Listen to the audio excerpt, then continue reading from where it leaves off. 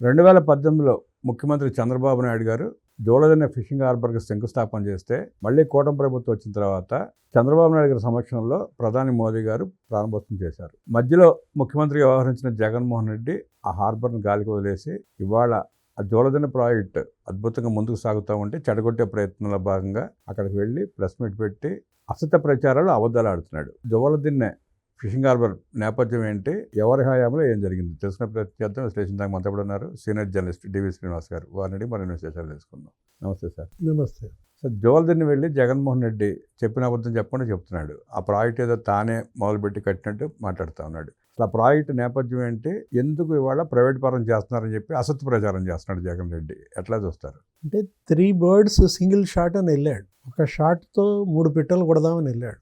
అతనికే 3 బుల్లెట్లు తగిలినాయా?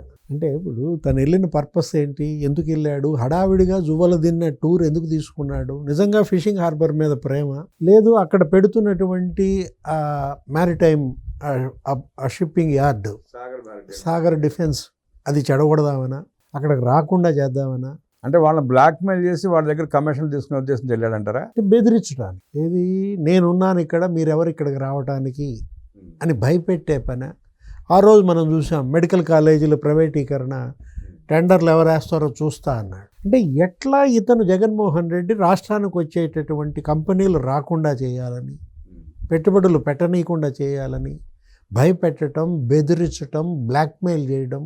లేదు ఆ బీద బ్రదర్స్, ఆ మస్తాన్ రావు లేకపోతే రవిచంద్ర, అక్కడేదో ఒక 4 బోట్ల వివాదం ఏదో నడుస్తుంది. మత్స్యకారులు వాళ్ళు ఒక 9 గ్రామాల వాళ్ళు ఒక 4 బోట్లు పట్టుకున్నారు తమిళనాడు నుంచి వచ్చాయని చెప్పి, వాళ్ళల్లో ఒక వర్గం వాళ్ళతో మరేంటి ఆ బోట్లు విడిపించుకున్న దీంట్లో దాన్ని తెలుగుదేశం మీదకి నెట్టి బీడా మస్తాన్ రావుని, బీడా రవిచంద్రని ఏ విధంగా డ్యామేజ్ చేయాలంటూ అక్కడ మత్స్యకారుల్లో ఉన్నటువంటి ఆ బీడా బ్రదర్స్కి ఎలా డ్యామేజ్ చేద్దాం, ఎలా చెడగొట్టాలి, వాళ్ళ బంధాన్ని విడదీయాలి.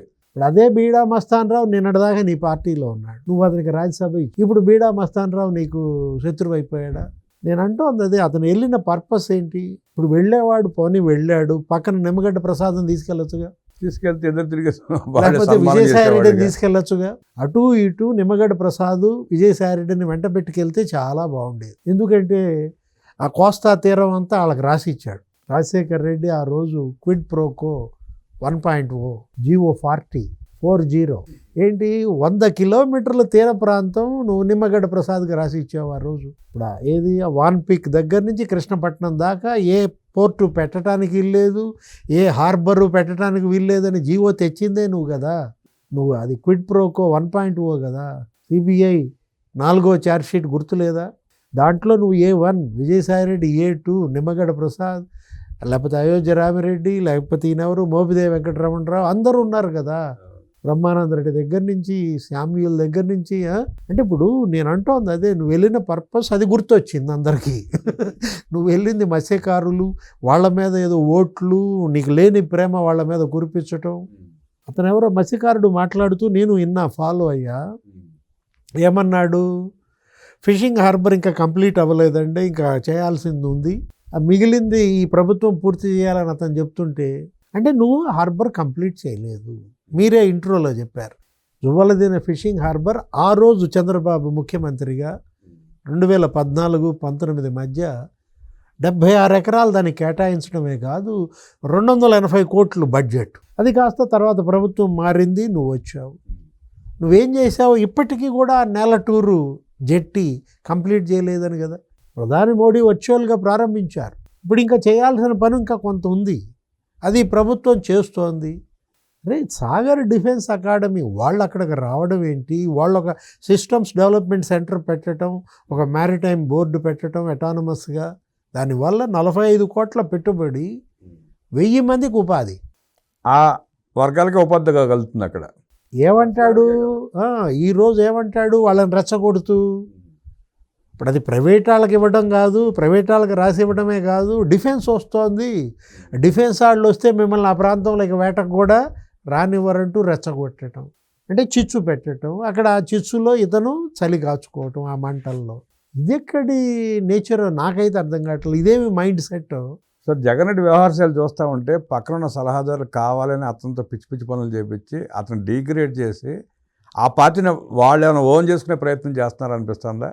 అంటే ఒకటి చెబితే వినేవాడు. జగన్మోహన్ రెడ్డికి తెలియదు, ఎవరు చెబితే వినే రకం కాదు. అంటే స్వతహాగా అని తెలివితేటలు అతను లేవు, ఏంటి? జోలదిని ఎక్కడుందో తెలియదు, ఏం చేయాలో తెలియదు, అక్కడ ఏం వస్తుందో కూడా తెలియదు కదా జగన్ రెడ్డికి. తెలివితేటలు ఎందుకు? జువ్వలు తిన్నా ఏంటి? ఇప్పుడు మొన్న న్యూస్ పేపర్లో వచ్చింది, సాగర్ డిఫెన్స్ వాళ్ళకి ఇస్తున్నారు అని చెప్పగానే ఇతనికి ఎట్లా ఇస్తారు ఏంటి, ఎట్లా నేనెందుకు రానిస్తాను ఇక్కడికి అంటే నువ్వు రానివ్వవా ఆంధ్రప్రదేశ్కి ఎవరిని? ఇప్పుడు రేపొద్దున 28వ తారీఖు గూగుల్ డేటా సెంటర్ శంకుస్థాపన అంటున్నారు, వెళ్తావా అక్కడికి? అక్కడికి వెళ్ళి ఎలా ఇస్తారు భూములు అని చెప్పి మళ్ళీ అక్కడ భూములు ఇచ్చిన వాళ్ళని రెచ్చగొడతావా? ఇప్పటికే అక్కడ మనం చూసాం జవహర్ రెడ్డి అక్కడేంటి, అక్కడ భూములు ఆయన కొనడం, ఆయన బినామీలతో కొనిపించడం, వాళ్ళందరినీ ఏంటి మీరు ఇవ్వబాకండి అని చెప్పి గంటా శ్రీనివాసరావు పాపం వారం 10 రోజుల నుంచి అక్కడే ఆ రైతులందరినీ మాట్లాడటం, నచ్చజెప్పటం, అది వస్తే జరిగే ప్రయోజనాలు వివరించడం. ఇప్పుడు పోనీ ఇవాళ జగన్మోహన్ రెడ్డి ఆ మత్స్యకారుల మీద ప్రేమ అంటున్నాడు. నిజంగా నీకు మత్స్యకారుల మీద ప్రేమ ఉంటే ఏం చేసావు నువ్వు ఆ రోజు 5 ఏళ్ళు సీఎంగా? వాళ్ళకి కేంద్ర ప్రభుత్వ స్కీములన్నీ ఆపేశాడండి. ఇప్పుడు ఫిష్ ఆంధ్ర అనేది ఒకటి పట్టుకొచ్చాడు, అదొకటి తీసుకొచ్చి వాళ్ళకి ఇచ్చిన వేట నిషేధ సమయంలో ఇచ్చే బెనిఫిట్స్ కూడా ఇవ్వలేదు ఏమి.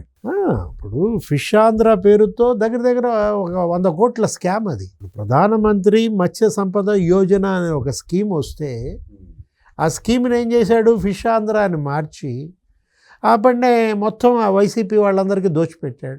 దగ్గర ఒక 20 ఆక్వా హబ్లని, ఏంటి ఆ ఫుడ్ సెంటర్లని, లేకపోతే ఆ స్టాల్స్ అని, పులివెందుల్లో మీరు ఆ వీడియో కూడా వినుంటారు. అసలు నేను అసలు ఊహించలేదు, నీ కల్లో కూడా అనుకోలేదు పులివెందుల్లో చేపలు అమ్ముతారనో ఏదో అన్నాడు. చేపల అంగడి వస్తుందని నేను ఊహించలేదు అన్నాడు. ఉందా ఇప్పుడు అక్కడ అంగడి? మూసేశారా? లేకపోతే అక్కడ సెలూన్ పెట్టారా? ఫాస్ట్ ఫుడ్ సెంటర్ పెట్టారా? నువ్వు పెట్టిన ఫిష్ ఆంధ్ర స్టాల్స్ అన్నీ కూడా ఇవాళ టీ షాపులుగా, ఇవి ఏంటి ఈ ఫాస్ట్ ఫుడ్ సెంటర్లుగా, జిరాక్స్ సెంటర్లుగా. అంటే ఏం చేసావు నువ్వు ఆ రోజు? అసలు సెల్ఫీ ఛాలెంజ్ చేశాడు నారా లోకేష్, మీకు గుర్తుండే ఉంటుంది, గూడూరులోనో ఎక్కడో ఆ యువగళం పాదయాత్రలో వెళ్తూ ఫిష్ ఆంధ్ర ఫినిష్ ఆంధ్రానో ఏదో పెట్టాడు అప్పుడు నారా లోకేష్. ఇతను ఫిష్ ఆంధ్ర అంటే మనకు అది గుర్తొచ్చిందనమాట. ఇప్పుడు నిజాంపట్నం అక్కడ ఒక aqua hub, Nizampatnam aqua hub వస్తే 300 కోట్లండి. అలాంటిది దాన్ని నిర్వీర్యం చేశాడు జగన్మోహన్ రెడ్డి. ఫిషర్మెన్కి చేసినటువంటి అన్యాయం 5 ఏళ్లలో మీరు చెప్పినట్టు వేట నిషేధ సహాయం గోల్మాల్. గమ్మత్తేంటో చెప్పనా, దానికిను ఈ గవర్నమెంట్ స్కీమ్స్కి ముడిపెట్టాడు. మీకు వృద్ధాప్య పింఛన్ ఉంటే మత్స్యకార భరోసా రాదన్నాడు, అమ్మఒడి వస్తే మత్స్యకార భరోసా రాదన్నాడు. ఏదో ఒక స్కీమే. అంటే ఈ రకంగా మత్స్యకారుల పొట్ట కొట్టింది, కడుపు కొట్టింది నువ్వా చంద్రబాబు? అంటే ఇప్పుడు అమ్మఒడి స్కీము, లేకపోతే ఫీజు రీయింబర్స్మెంటు, లేకపోతే వృద్ధాప్య పింఛన్ వస్తే అతను మత్స్యకారుడు కాదా? అతనికి మత్స్యకార భరోసా ఇవ్వవా? అంటే చేసిన వెధవ పనులని మర్చిపోయారని చెప్పి మళ్ళీ ప్రజలకు వెళ్ళే ప్రయత్నం చేస్తున్నట్టున్నాడు. ఇది టెస్టింగ్కి వెళ్ళినట్టున్నాడు సార్ ఇవాళ.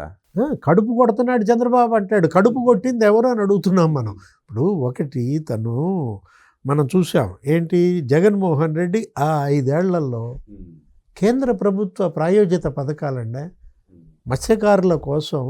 అక్కడ ఏంటి, ఇప్పుడు ఈ మత్స్య సంపద వృద్ధి చెందటం కోసం దగ్గర మీకు ఒక నెల్లూరు జిల్లాలోనే 1000 చెరువులు ఉంటాయి.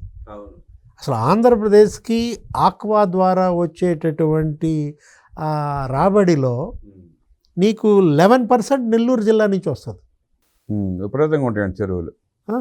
అటు కోస్తా తీరంలో కావచ్చు, ఇటు ఈ నీటి వనరులు, పెద్ద నీటి వనరులు, లేకపోతే చిన్న నీటి వనరులు, మొత్తం వీటన్నిటిపైన వాగులు, వంకలు. ఆ చేప పిల్లలు వాటిని వదిలేదాంట్లో కూడా వీళ్ళు స్కామ్. జనరల్గా ఏంటంటే చేప పిల్లలు అక్కడ కుంటల్లో వేసే దగ్గర 70 mm ఉన్న పొడవున్న పిల్లల్ని వేస్తే కానీ అవి పెరగవు. ఇప్పుడు దానివల్ల ఏంటంటే వీళ్ళకి ఉపాధి, ఎవరికి? మత్స్యకారులకి. ఈ కొనుగోలుదారులకి పోషకాహారం, ప్రభుత్వానికి ట్యాక్సులు వస్తాయి. ఇట్లా 3 లాభం ఉన్నటువంటి ఆ చేప పిల్లల పెంపకం స్కామ్ చేశారు.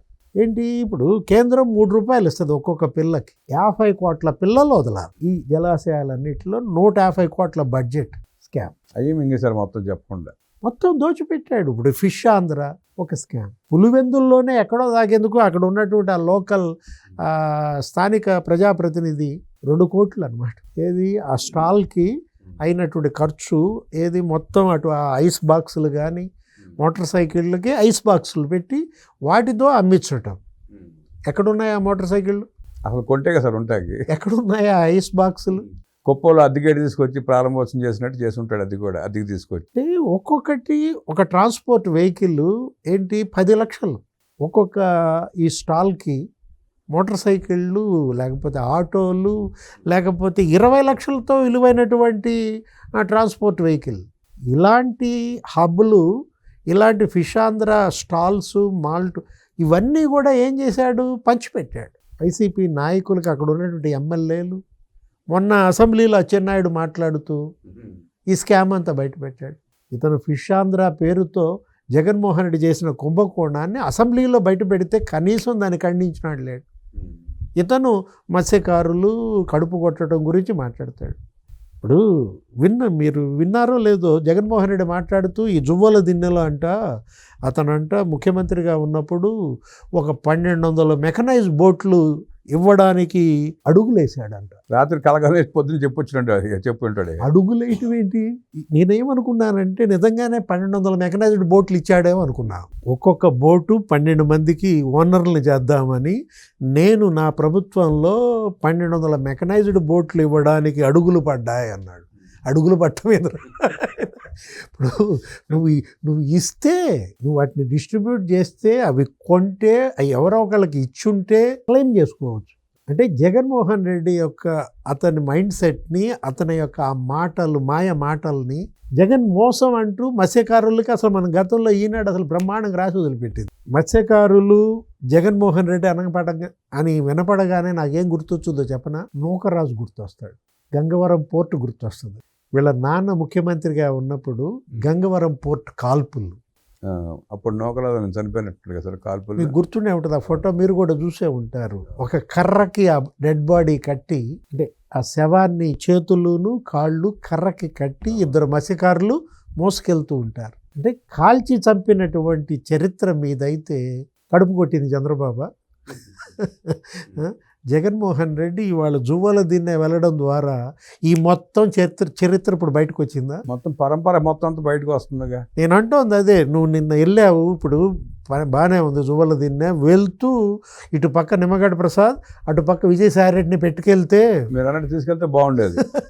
100 కిలోమీటర్లు ఆ రోజు నువ్వు రాసిచ్చావే, మీ నాన్న రాసిచ్చాడే.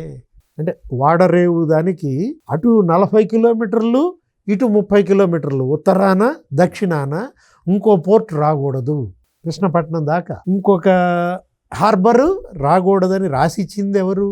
రాజశేఖర రెడ్డి గారు. ఆ రోజు జీవో నెంబర్ 40 అనుకుంటా సార్ అది. అబ్బో, అసలు నేను ఇప్పుడు అసలు ఈ పోర్ట్ బేస్డ్ ఎకానమీ చేయాలనుకున్నాను, నేను ఒక 10 పోర్ట్లు కట్టాలనుకున్నాను, 10 ఫిషింగ్ హార్బర్లు పెట్టాలనుకున్నాను, 4 పెట్టానంటే శ్రీధర్ అప్పలరాజు పక్క నుండి అందిస్తున్నాడు. జీవో నెంబర్ 40 తీసుకొచ్చాడు సార్. అప్పుడు కృష్ణపట్నం పోర్ట్ నుంచి 100 కిలోమీటర్ల పరిధి ఏది రాకూడదని.